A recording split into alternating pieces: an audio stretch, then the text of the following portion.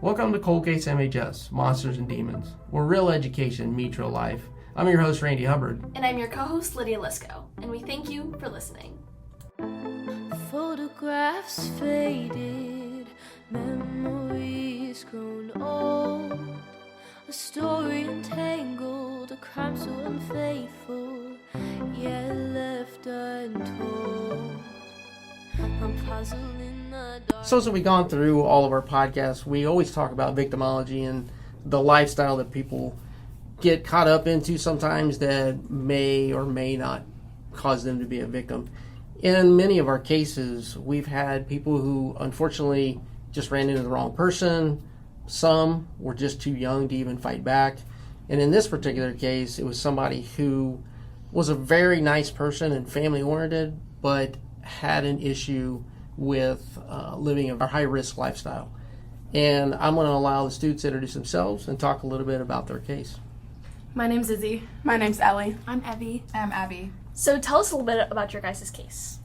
So when we first were looking through all the past cold cases, we saw Rebecca and we just knew that this was the person who we wanted to look into. There was really nothing on her, like an article or two on Google, and it just said the same thing, that she went missing and was found in Big Darby Creek. And that's really all that we knew until we were able to actually reach out to coroner's offices and get a bunch of more information about her. She did, like Mr. Hubbard said, live a high-risk lifestyle, but whenever we actually talked to her family and her friends and the people that loved her, you could tell that by the way that they talked about her that she really was deep down a good person who just had to do what she had to do to get through and supply what she could for her kids and her family. So tell us more about what kind of person Rebecca was. She would do anything for her kids, and we found this out through her sister. We had about an hour-long talk with her sister and her dad, and we were able to get a lot of information about her kids and how she had one of her kids very young and then the rest scattered out through her 20s. And she definitely would do anything for them and was always just a mama bear to anyone that she came by.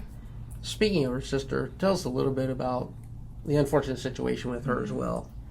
So the sister that we were able to get a hold of, she unfortunately had some problems with drugs like Rebecca, and she's been in and out of rehab facilities, and it was hard to get a hold of her, but once we did, she was very open with us. So that's one of the things that is a problem when you're trying to look into a case like this, is that lifestyle often causes people to shut down and not talk. Family members who maybe didn't go down that same road kind of sometimes walk away, or they just don't want to talk about it, or other ones kind of do like she did and follow in her footsteps, which makes it very difficult to get information. Tell us a little bit about the area she was in and why it's important. She was from a pretty rough neighborhood in Franklin, right outside of downtown Columbus, which had a bad reputation for drugs and trafficking of all types. And so being in that area, which we soon later found out that her parents' house was only a street over, or 2 or 3 streets over from the house that she had supposedly lived at. Her records where she would get in trouble had different addresses on a lot of them, so they were all within a couple streets of each other, which showed that she didn't have a stable home, and the whole area itself is not a very good area that her whole family grew up in. Yeah, it was just a lot of drugs and prostitution going on, really.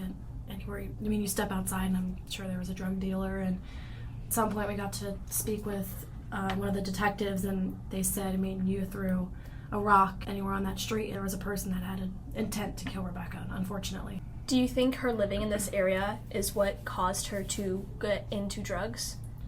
I think it plays a role in it. Yeah. And also, her whole family dynamic, I feel like her sister also using drugs, I think their whole family kind of has issues with that, and that can play into why she started. I don't think it was just the area, but it was definitely a factor in it because of just how she grew up and the environment she was in. And like we mentioned earlier, she did have a child in her teens during high school, so she didn't actually finish high school. She went back and got her GED, which was good.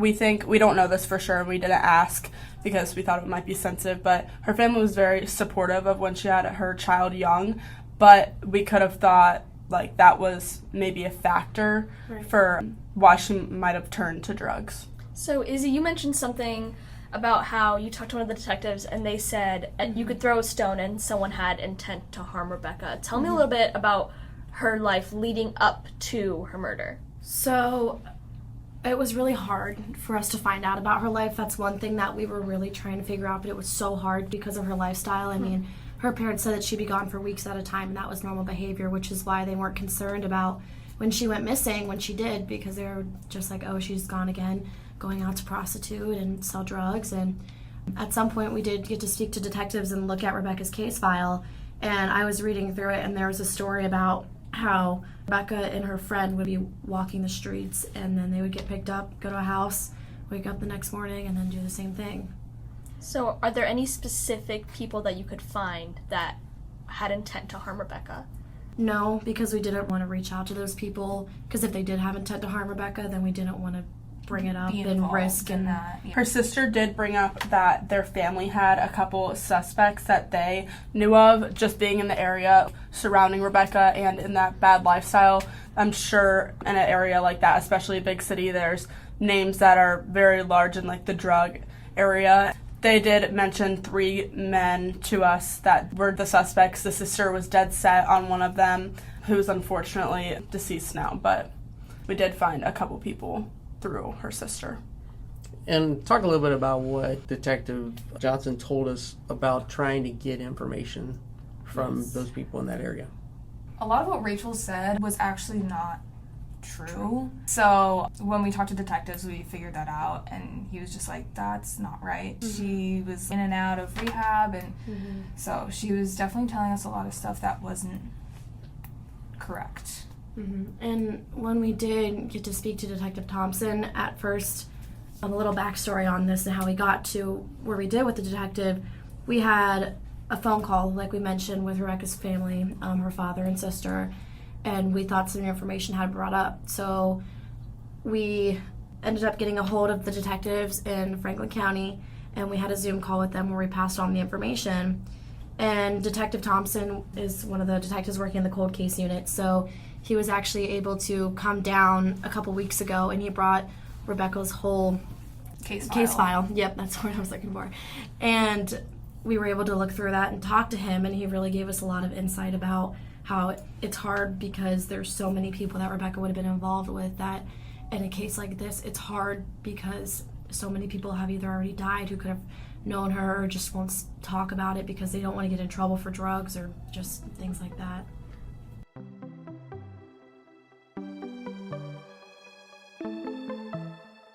So when he brought the file down, what was surprising to you? It was for me when I saw it, when you looked at that case file. She looked a lot different in her mugshots. Like the picture we found on the Ohio missing people she was so beautiful. She had like a beautiful smile and she looked so healthy. But in these mugshots, she looked just a completely different definitely person. looked like she was skinny, using a like lot. disheveled, just like so different.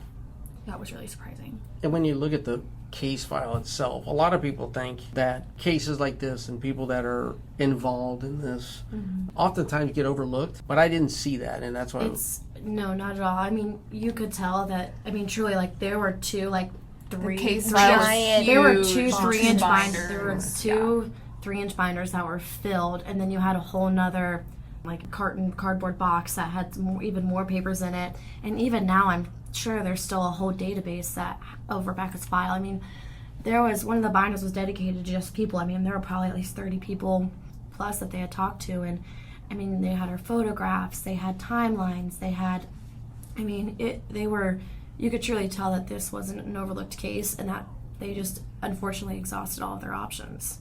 And I think that's a big thing, that family members especially always feel that their loved one is being slighted, that the police they don't care and things like that. What kind of leads to that for a detective? Why does it appear to family members that they're not doing anything, but in reality they are? I think a lot of it is communication between the detectives and family, and a lot of it too is like families, you're definitely going to be more emotional because it's like, this is my loved one. And they don't realize the work that goes into being a detective. Law enforcement, it takes a long time. Like, if you need a warrant, that could take months by itself, or even like trying to speak with people. Detective Thompson had been trying to get a hold of Rebecca's sister for months. Yeah, and it gets to a point where there's only so much you can do, and you have other cases that you need to work on. So, you just have to kind of give it a rest. Until something new pops up. Yeah. There's also a lot, especially, like, surrounding, like, the family that Rebecca did come from. Even, like, any other family that has a lost loved one, police can only share so much. So he couldn't tell us some things. He could give us, like, a leeway, like, yes, you're on the right track, but he could not answer, like, some of our questions. And I'm sure to the family, too, they just have to keep some things private for the purpose of the investigation. Yeah. So you guys got the case files after your presentation, after you did all of this research and everything. How do you think seeing those files changed your perspective on the case? Detective Thompson had told us he did watch our presentation and that we had only really gotten, like, one thing wrong, and it was just the timeline, which we kind of knew was a little iffy. Yeah. But certainly, I don't think we would have added anything to our presentation, just because all the information in there was a lot of, like, contacts. About, like, other people and, like, right. who they talked to and stuff. But we certainly did get a better idea of what the day looked like whenever they did find her. Yeah, we found out she was not missing for as long as we thought she was. Mm. So that was one of the things we got wrong in the presentation. And also, like, how long her body had been in the creek for, too. That was another thing that we talked to him about, and just, like, with the stage of, like, decomp, and there ended up being, like, two bullet casings at a nearby bridge, too, that they thought that could have been something, but unfortunately... It didn't match. Nope, it didn't match.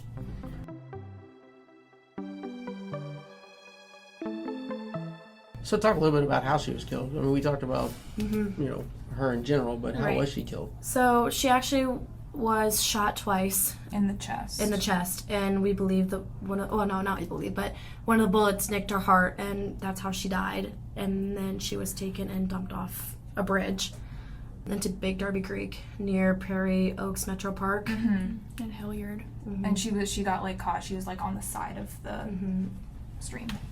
Me and Mr. Hubbard have actually talked about this a lot, and how we think she might have been killed. I think it was with a 5 caliber gun. Is that correct? 25. 25 caliber. Same thing. So that's the size of almost like a gun that'll fit right in your hand. So, really, you would have to be somewhat close in order for the bullets to go all the way through, as they didn't find any. And that's also something that you can literally just fit in your back pocket, just to keep as, like, a form of almost self-defense. Yeah.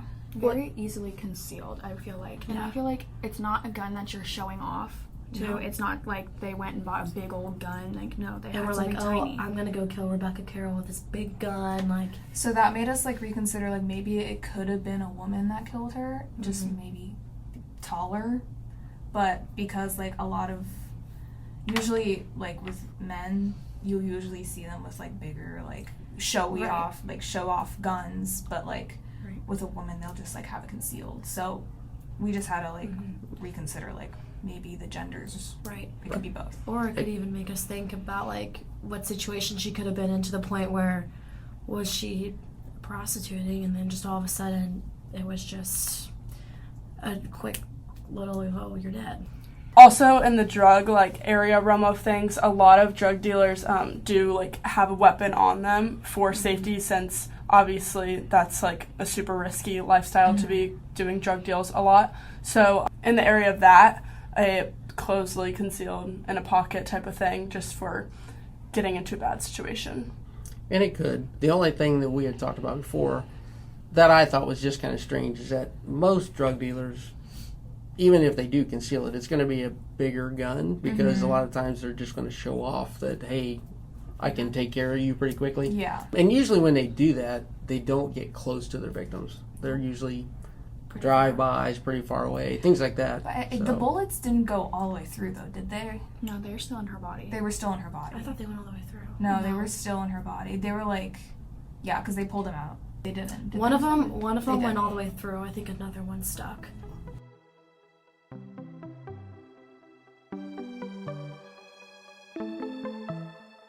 Where she was found, How does that compare to where they think she might have been killed? They don't know for sure, correct? Right. No. Okay. There was something about a car that was dumped. The detectives are still looking into that. But, I mean, her just being dumped in a river, to me, that's kind of just like I don't care about you. Yeah, it was I just want to get rid of the body. Yeah. So you mentioned how in your presentations you guys got some things wrong in the timeline. So what is the original timeline that you guys had, and then how did you figure out what was wrong? So our original thought in our presentation was that Rebecca had gone missing in November and December, and then she was reported missing March 12th, and then they found her body April 7th. Now, we thought this timeline because of what our phone call with Rachel. Yeah, she ended up telling us when she went missing. And I'm pretty sure the detective said something about her body being in the river for a long time. There was an older detective, I can't remember his name, that was with Detective Thompson. But whenever Detective Thompson came down, he had actually confirmed that she had only been in the creek for a couple of weeks. Speaking of in the river, a couple things we talked about just a second ago, but where she was found and why we ended up talking to Detective Thompson. And even though we can't say a whole lot about what we saw in those things, what did you feel when you saw the pictures of her body? So she was found 18 minutes from where she would usually be working, like her corner, and she was found on the Franklin County side of Big Darby Creek. If she had been found on the other side, we would be dealing with Madison County. So, when we saw her pictures, she was naked, and she was very bloated, and it was just very shocking to see her not alive. In such like a different way than what we've seen in the other pictures. But yeah, because she was naked, we definitely think it was just someone who doesn't care about her. She's just she was just dumped, and it was someone maybe she didn't know very well, or maybe it was just really ticked them off. For me personally, I thought it was very seeing those pictures, it was a little hard almost because we got to know her and know who she was as a person, and then you finally see her after everything you found out, and it's a little... That was our first time seeing her not alive. Right, seeing her found in the creek, and it was a little gut-wrenching, seeing that can happen to a person. So did you guys get access to the coroner's report? Mm-hmm. So what other injuries were on Rebecca besides the gunshots? Was she sexually assaulted or anything? She was not sexually assaulted. She was not. Immediate cause of death was multiple gunshot wounds to the chest. We also got her toxicology report, and originally her mom was in the hospital while we were on the phone with Rachel, but her mom did not fail to mention that she was clean. So they thought they were she was 100% she was 100% clean. They were very confident on that, and obviously we can believe them, but we also have to figure it out because obviously they want to think the best of Rebecca. So we ended up getting the toxicology report back, and she was definitely not clean, and she had cocaine in her blood system. Which somebody that's been an addict for a long time, maybe they get out of it for a little while. But then usually, especially in that lifestyle, they kind of slide back in. And they learn how to cover up things. So when her mom saw her or talked to her, things like that, she might have been clean. It's very possible that she was clean at some point, but when she died, they did the toxicology, and she was definitely not clean then. Unfortunately, once you get into that lifestyle, getting out is it's really really especially when it's your way of making money for her kids. Right.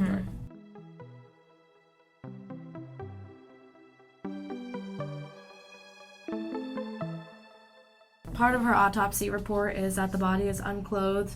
The body is of a rather average build, rather young-looking white female. There was extensive skin slippage is seen involving most of the body surface, exposing the underlying pale skin tissue in most areas, also exposing multiple dark greenish or pinkish green areas. So all of that really is just a sign of decomposition. So she had definitely been dead for a decent amount of time if her skin has been starting to slip. Also because the water too, definitely. And the water definitely had played a part in this. So was she shot in the front or was she shot in the back? She was shot from the front. Now what do you think this means about Rebecca's relationship to her killer? It had to be quick, definitely. She wasn't... But it wasn't obviously they didn't shoot her from behind, so They were facing each other. So it wasn't a surprise to her. It wasn't like a... And also, Sneak her attack. killer her killer was aiming at her heart. So whoever did this wanted to kill her instantly. It wasn't like a shot to like one of your large arteries so that you could bleed out a slow death. Like, whoever this was wanted to kill her and wanted to kill her quick. It wasn't like a warning either, like a shot in the foot, because you can survive a shot in the foot. This was like they intended to kill her. So you guys obviously went through a very extensive investigation process. You got a ton of information from the police. You got talked to a bunch of her family. What have you guys learned from your process of investigating Rebecca's case? People want answers a lot of the time, especially family. Like, even though a lot of what her sister said might have been false, like, you could tell she was very passionate about Everyone her sister. definitely wanted to help. Like, even if a lot of what they were saying wasn't correct, you could definitely tell they really wanted to help and they wanted to figure out what happened. And a lot of it's hard too. Like, if you really truly in a lifestyle like that, even where her family is, it's hard to figure out what's true and what's not true. I mean, if you hear information about somebody you loved, you want to believe it and report it to somebody because it's something. What about things that you learned along the way that you'll take with you? I think definitely a better idea of how to speak with people who have lost a loved one, and like communication and like professional manner, but also knowing how to be empathetic towards those families and learning that you kind of have to do it on their time, not yours, whenever they're ready just to speak about it. And if they don't want to speak about it, gotta be okay with that. It's about them, it's not about you. Right. Do you think there's anything that throughout your guys' investigation that we missed that you think you want to talk about right now in the podcast? This is kind of it. I mean, really, we got information and passed it on to detectives, and we were kind of just stuck from there because they took it over. So it was hard to really try and work on it whenever they were also doing some stuff. Yeah. And I mean, that's kind of the goal of our class, right? You guys Right. did exactly what you're supposed to. You found the information, you really got to know Rebecca, and then when you found out something, you passed it on to police, and hopefully they're reopening her case, looking into new possible leads with information you guys found. So I just want to say, excellent work you guys did. Yeah. It's very impressive the amount of information you guys found about Rebecca. Yeah, and that's good because I think they're definitely trying to, like... They are. Yeah, they've re-interviewed. We know for a fact that they've re-interviewed two people. They're trying to get new information. Right. And really, that's all we're trying to do, just Yeah. to bring attention to it and Bring it back up. Right, let the detectives bring it back up, because I think even for him, talking to him, it's like he hadn't seen the file in a while, and then when we called him, all of a sudden now he has to open it, Right. and then they have to start looking again, which I think that's Right. kind of the goal of the class. One other thing, because we all ran into it, and you guys did a really good job at the very beginning, and then all of a sudden you hit a roadblock. You know, what did you learn from hitting that roadblock? The roadblock of, like, you mean of whenever, like, we just couldn't really do anything else? Yeah. We kind of just kept trying to reach out to more people because that's really all we could do. Yeah. Hopefully find the one right person who has something to say. We kind of, like, wait for people to, like, message us back, and just, like, it was a lot of waiting around, but it was also just, like, a lot of communicating, too. Like, just trying to get people to, like, give us information, and, like, we're just, like, we'll keep you updated, keep us updated, like... In the beginning stages, we lived on the public records, and so we would literally just keep looking up. It was, like, people. like, we were, like, It was scary. Yeah, we have, like, a 45 name list of just people and we that would just we cross find. them off, like, people would who, like, we search up shouldn't talk to. Everybody on Facebook. Yeah.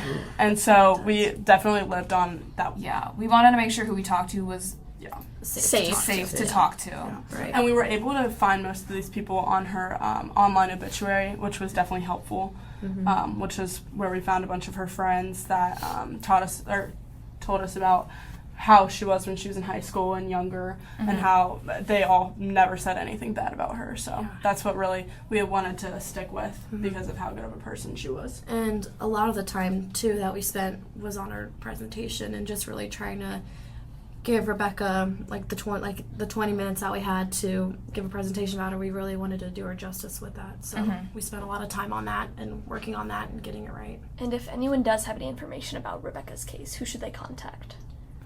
Franklin County. Sheriff's Detective Department. Thompson. One thing that Detective Thompson said that, like, really stuck with me when he came and spoke is that bad people don't deserve a bad ending.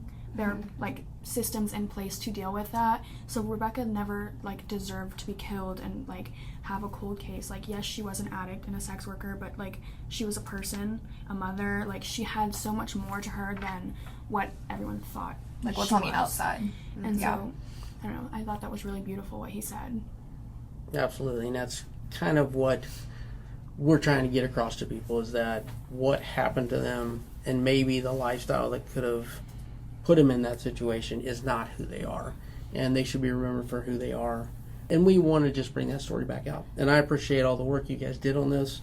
I think it was a great learning experience for you, and I also think it was great work that you were able to get any information back to the police, because now, you know, who knows, maybe they're going to get this solved because at least they're looking at it again. Yeah.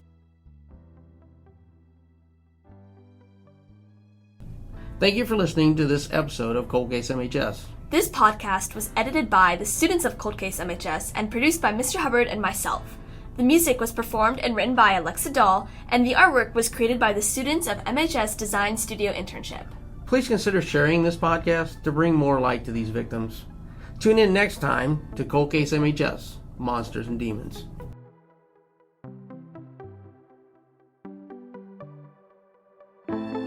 Photographs faded, memories grown old, a story entangled, a crime so unfaithful, yet left untold.